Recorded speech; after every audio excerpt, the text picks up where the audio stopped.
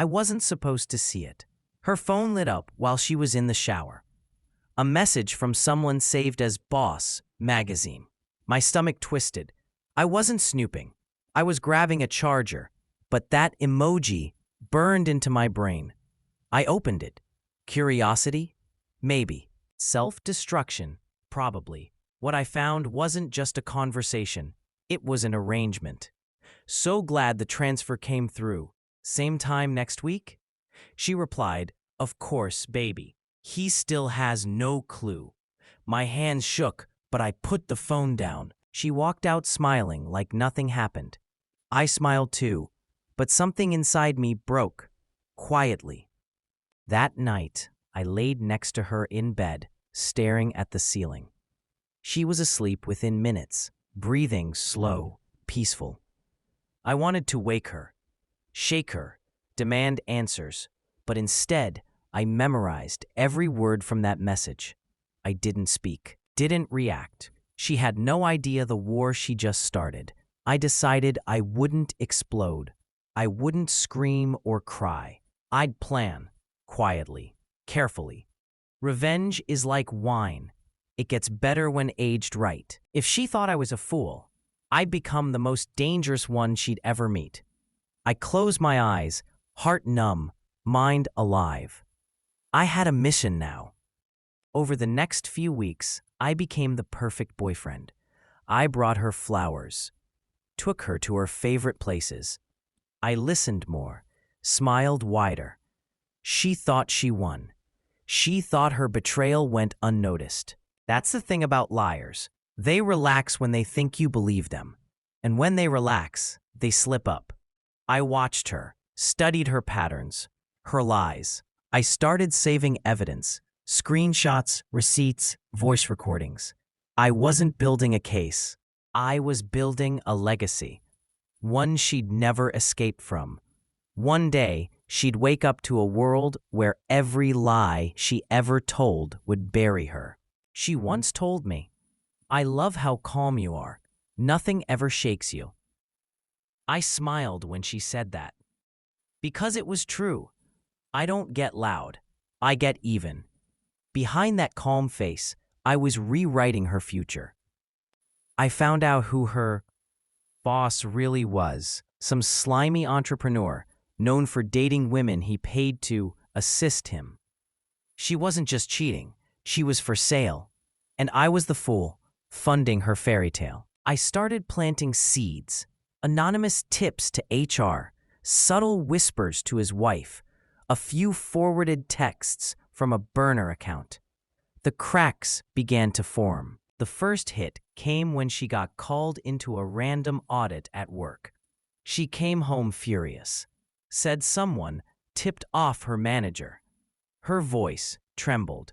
For the first time, I saw fear behind her eyes.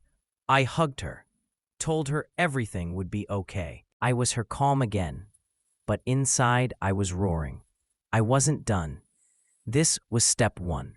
I leaked more messages, scheduled calls she thought were private. Her little world began to spin out of control. She blamed everyone, coworkers, fake friends, never once suspecting me. That was the beauty of it. I was invisible. She started losing sleep. I could hear her pacing at night, whispering into her phone, crying in the bathroom. I never asked questions, just offered comfort.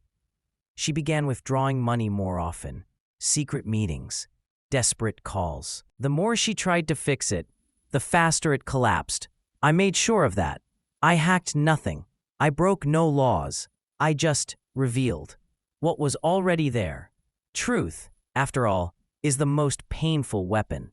And karma? She's punctual when invited. I watched the person who betrayed me unravel piece by piece, and all I had to do was stay quiet. She finally confessed to me half the truth. Said she'd made mistakes, but it was because she felt neglected. That she loved me, but needed help financially. I listened, pretended to understand. But my silence wasn't forgiveness. It was strategy. She begged for a second chance. I gave it, smiled, kissed her forehead, said we'd work through it. That night, I set the next trap. I reached out to her former best friend, the one she'd betrayed years ago. Turns out betrayal was a habit for her. People were more than willing to talk when you offer them closure and a bit of proof. Her ex-best friend gave me everything: photos, messages, old screenshots of her laughing about how easy I was to manipulate. She called me Plan B, said I was her safety net in case the rich guys bailed. Reading those words felt like swallowing glass, but I didn't stop. Pain became fuel. I collected it all, organized it neatly. I wasn't just going to break her life. I was going to let her watch it collapse from the inside out, quietly, slowly. She'd feel every inch of what she made me feel, times 10. And the best part, she still thought I didn't know. I uploaded the collection to a cloud drive, named it something simple, Truth. Sent the link to a few people she'd wronged. Not everyone, just the right ones. People with reach, influence, people she depended on. I didn't add commentary, didn't tell them what to do. The truth doesn't need a narrator. Within days, she lost 2 freelance contracts. Her online profile disappeared. Her phone rang constantly, but not with opportunity. With silence, questions, doubt. She spiraled. Accused her boss of setting her up. He dropped her, publicly. Said she was a liar, a manipulator. She tried to call me that night. I ignored it.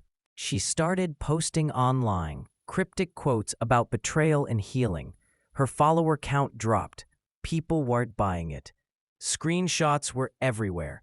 Every story she ever twisted now had a receipt attached. Her reputation crumbled. She deleted comments, blocked users, cried on camera, claimed she was being harassed by jealous trolls. I watched it all unfold, quietly, never engaged, just documented. This wasn't revenge. I just removed the curtains, let the world see what I lived through. And the world wasn't kind. She tried to fix things, started messaging mutual friends, trying to explain, said she was manipulated, that she never meant to hurt anyone. But people weren't stupid. They'd seen the proof. Some responded with silence, others with laughter. One even screenshotted her apology and posted it with the caption, "Karma's here, babe." I didn't send it. I didn't have to. She burned too many bridges. And now she stood in the ash, screaming for help. But no one wanted to be the hero of a liar's story. I stayed in the background, the ghost she created, haunting her with every consequence. She moved out 2 weeks later, said she needed space to think. I helped her pack, carried boxes, smiled the whole time. She looked tired, broken. I asked no questions. She left a note in the drawer. "I'm sorry if I ever made you feel unloved." If that single word said everything. No real accountability.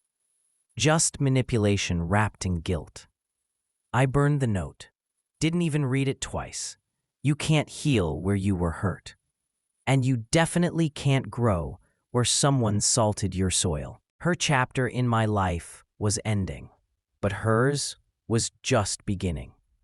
The hard part, anyway. 3 months passed. I changed my number, traveled, started over. On the other hand, didn't. A friend sent me a link. She made a video. My truth. Half an hour of sobbing and blaming and deflecting. She said I ghosted her. That she wasn't perfect, but didn't deserve this. Comments were turned off. Views were low. I watched 5 minutes. That was enough. Same games, same victim act. But the internet wasn't listening anymore.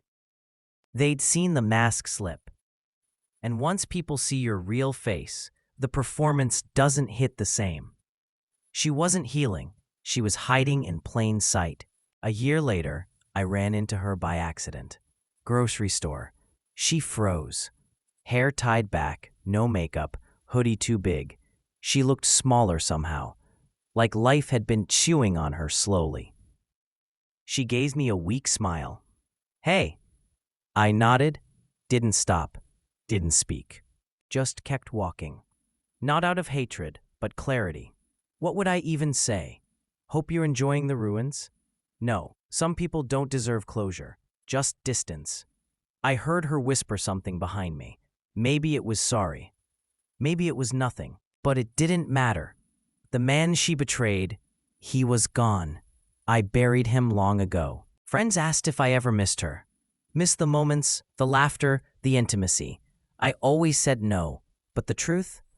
I missed who I thought she was. That illusion, that carefully constructed lie. I missed loving someone who never existed. And mourning a fantasy is a strange grief. You don't cry over what happened. You cry because it never was. That realization hit harder than the betrayal. I gave my heart to a ghost, and in return, she gave me a lesson. One I didn't ask for, but one I'd never forget. Trust isn't broken in screams. It's shattered in silence. I started journaling, writing it all out, not for her, for me, to remember what I survived, to remind myself why I wouldn't go back. Healing isn't about forgetting. It's about learning to stand where you once fell. I still saw her sometimes, online mostly, trying to rebuild, selling courses about resilience. Irony, really. Teaching people how to rise after you knocked them down. But I didn't comment, didn't warn anyone. People learn on their own. Besides, some lessons are only learned the hard way, just like I learned mine. In silence, in patience, and eventually, in peace. She reached out one last time. A short email. "I understand now. I'm sorry. I hope you're happy." I didn't reply, not because I hated her, but because I finally didn't need to. Closure isn't always a conversation. Sometimes it's the moment you read a message and feel nothing. No rage, no sadness, just indifference. That's when you know the wound became a scar. I closed the email, deleted it, and moved on with my day. No ceremony, no dramatics, just silence. The kind that used to hurt, but now felt like peace. She took enough of my time. She'd get no more. Years passed. I found love again. Real this time, built slowly, honestly. The kind where secrets don't live in phones and love isn't traded for cash. I told her everything eventually. Not the revenge, but the pain. She listened, didn't judge, just held my hand like it was the only truth that mattered. That's when I knew I was free, not just from her, but from who I became because of her. The man who watched silently as someone destroyed him. That man no longer existed. I buried him with the pain. What remained was someone stronger, wiser, untouchable.